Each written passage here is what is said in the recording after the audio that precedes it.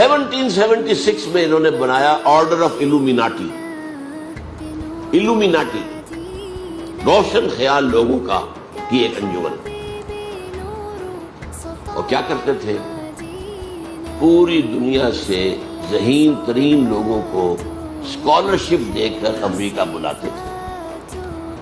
یہ road scholarship مل رہا ہے، اور جو آدمی خوشی سے جو آپ اپنے آپے میں نہیں سما رہا، مجھے وظیفہ مل گیا، وظیفہ مل گیا، وظیفہ مل گیا، امریکہ جاؤں گا، امریکہ جاؤں گا، تعلیم حاصل کروں گا.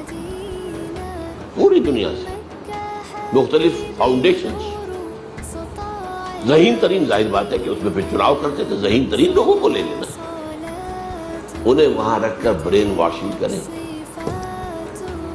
نمبر 2، ان کے سکینڈلز کھڑے کریں، سیکس سکینڈلز، ان کی فائلیں اپنے پاس تیار رکھیں.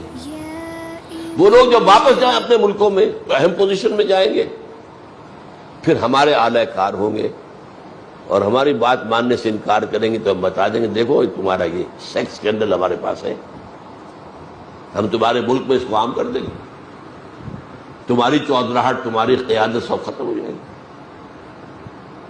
یہ کہلاتا ہے آرڈر آف الومیناٹی 1776. اور اس کے تحت دوسری آرگنائزیشن انہوں نے بنائی فری میسن.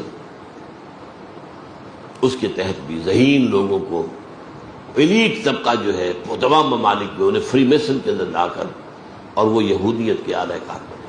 مصطفیٰ کمال سب سے بڑا فری میسن تھا جس نے خلافت کا خاتمہ کیا. چاک کر دی ترک ناداں نے خلافت کی قبا،